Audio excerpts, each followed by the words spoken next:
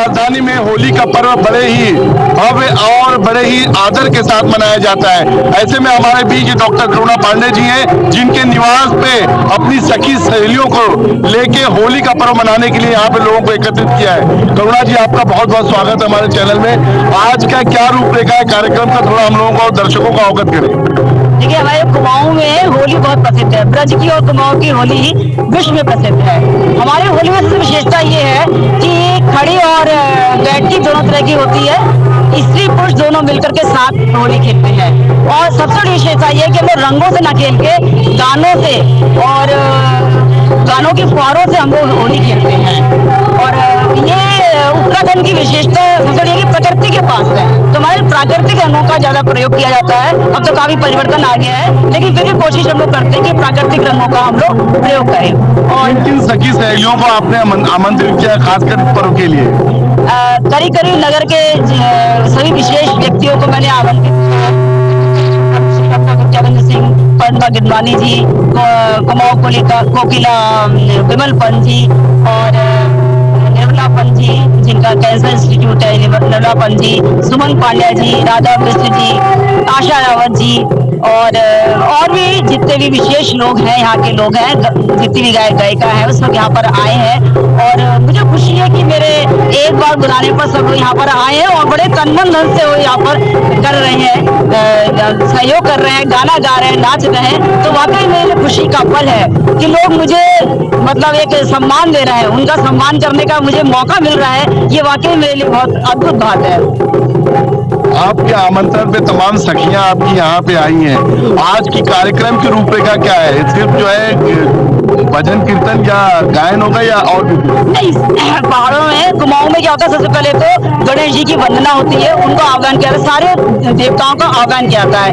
इसके बाद हमारे चीर बांधने की प्रथा है। तो जिस दिन हम लोग चीर बांधते हैं, जो शुरू करते हैं, उस दिन एकादशी के दिन चीर बांधी जाती है। और फिर इसके बाद जब हम लोग जलाते हैं, होली जलाते हैं, उसके बाद उस चीर को खोला जाता है। तो ये हम लोग का एक परंपरा है, उस परंपरा को निभाते हैं। तो दूसरी होली होती है चीर की, फिर सब देवी देवताओं की होली होती है। इसके बाद जो मजाक वाली होली होती है, क्योंकि होली तो रंगीनियत का त्योहार है, तो उसकी वो सारी होली होती है। और उसके बाद सबसे आखिर में हम लोग को आशीर्वाद देते हैं। तो उसमें होता है दो बहुत ही प्रसिद्ध है। एक तो ये है फूलों कली मंजरी फूलों भरी, एक तो ये है, और एक दूसरी है वाली क्या है, केसरी रंग डालो भिगावन को, केसरी रंग डालो। उसमें सारे परिवार, पहले सभी देवी देवताओं का नाम जाता है, फिर परिवार के सारे बुजुर्गों का, फिर परिवार की जितनी भी स्त्रियां होती हैं उनका नाम लेकर के सबको आशीर्वाद देते हैं। और इस तरीके से होली का हम लोग का कार्यक्रम होता है। और इसमें हम लोग का एक है उल्लास, क्योंकि आप देखिए कुमाऊं में क्या है कि मार्च तक जो होता है बहुत ठंड होती है। मार्च के बाद थोड़ा सा रोमानियत आती है। तो जैसे जैसे मौसम में रोमानियत आती है, लोगों के हृदय में रोमानियत आती है। और धीरे धीरे धीरे धीरे ये जो होता है त्योहार के रूप में बसंत के बाद ही हम लोग का जो त्योहार होता है, जो हम लोग का तौर तरीका होता है, जो हम लोग का एक त्योहार मनाने का तरीका होता है, बदलता चला जाता है। करुणा जी, बाय प्रोफेशन आप एक डॉक्टर हैं, ऐसे में रंगों का त्योहार होली, आप दर्शकों को, क्योंकि आप लोग जो है वो रंग सिर्फ जो है ना होली खेली जा रही है रंग पानी से या केमिकल से, आपने रंगों का इस्तेमाल किया है। थोड़ा दर्शकों को और खासकर लखनऊ और प्रदेशवासियों को आप क्या मैसेज देना चाहेंगी कि रंगों का किस तरह से इस्तेमाल किया जाए ताकि आप जो है केमिकल इन्फेक्शन से बचें? देखिए, अगर हम देखें तो होली की जो शुरुआत थी वो क्या थी कि केसर के रंग थे और फूलों के रंगों से, प्राकृतिक रंगों से रंग का मतलब क्या है? रंग का मतलब कीचड़ नहीं है, रंग का मतलब सफेदा नहीं है। रंग का मतलब होता है कि जीवन में रंग आए। तो ये जीवन में रंग आए, इसके लिए क्या था, बहुत खुशबू वाले रंग, खूब प्यारे प्यारे रंग होते थे और उनसे खेला जाता था। फिर धीरे धीरे परिवर्तन हुआ, क्योंकि परिवर्तन एक हमारा स्वभाव है। तो फिर अबीर गुलाल आया। तो अबीर गुलाल भी सेफ होता है अगर इसमें कोई केमिकल ना मिले। हमारा त्योहार मनाने का मतलब ये कि सब एक साथ मिले, सौहार्दता बढ़े, सामाजिकता बढ़े। और हमारी जो परंपराएं हैं, परंपराएं कैसे बनती हैं? परंपरा समाज की परिपाटियों से बनती है। तो जो हमारी परंपराएं हैं, उन परंपराओं को हम नई पीढ़ी को दें। तो हमारा ये प्रयास रहना चाहिए कि हम बच्चों को ये दिखाएं कि देखो जो भी परंपराएं बनी है वो हमारे फायदे के लिए है। अगर आप किसी परंपरा को, किसी भी लोकगीत को देखें तो लोकगीत में क्या है, एक नया संदेश है। लोकगीत एक ऐसे ही नहीं है, और लोकगीत क्या है, लोक मन की अभिव्यक्ति है। और अगर मैं आप देखें शास्त्रीय संगीत लोकगीत से ही निकला है, और इसके अंदर लोगों के मन की जो, क्योंकि लोकगीत क्या है, कोई विधा में नहीं है। आप देखिए खेत पे किसान काम कर रहा है, लोकगीत बन गए।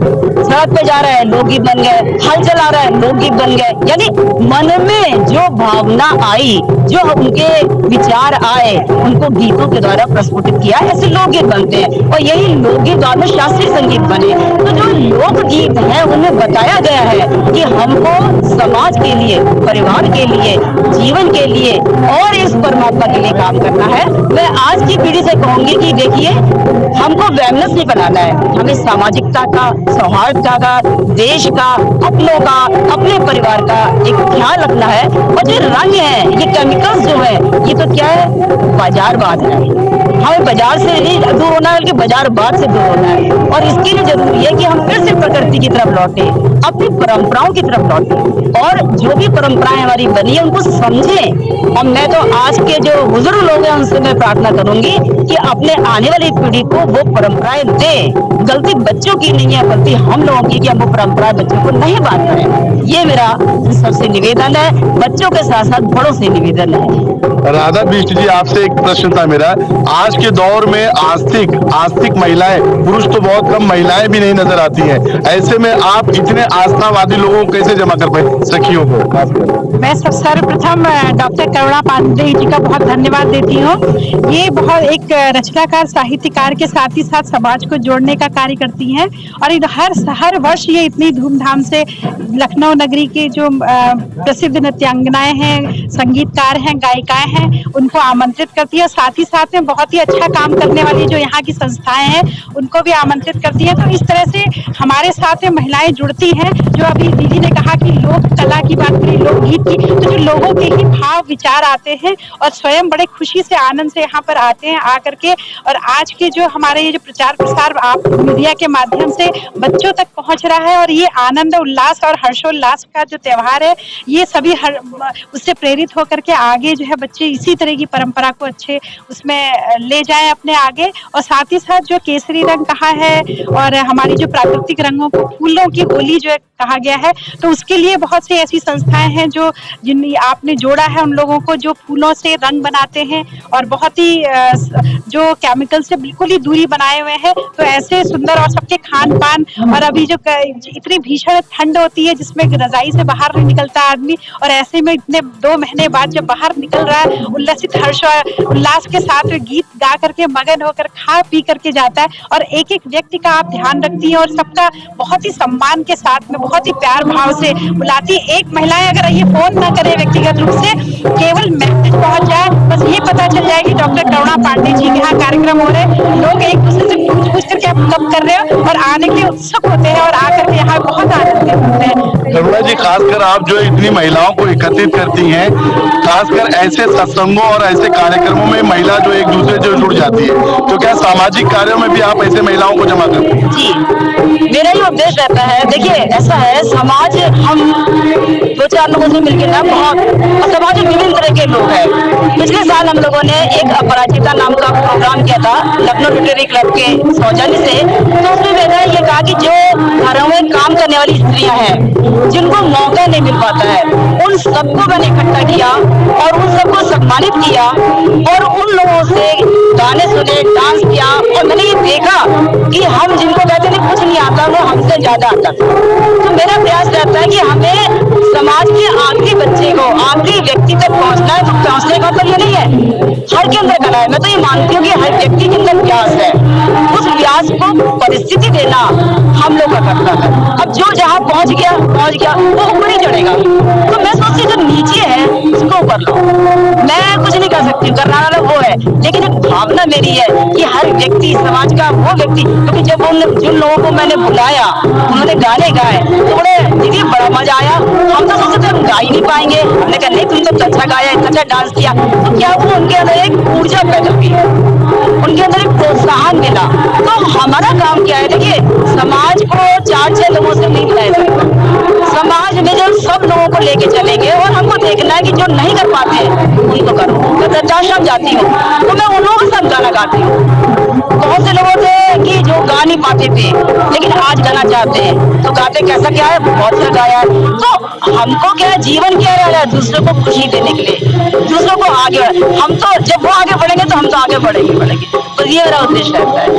बीच करुणा पांडे जी थी और राधा बिष्ट जी थी। होली का त्योहार, रंगों का त्योहार आज जो है तमाम सखियों के साथ अपने निवास स्थान पे जो है यहाँ पे आप देख रहे हैं पीछे मनाया जा रहा है। मैं सैयद गुलाम हुसैन शबाब नूर के साथ लखनऊ से SB न्यूज़ लाइव के लिए।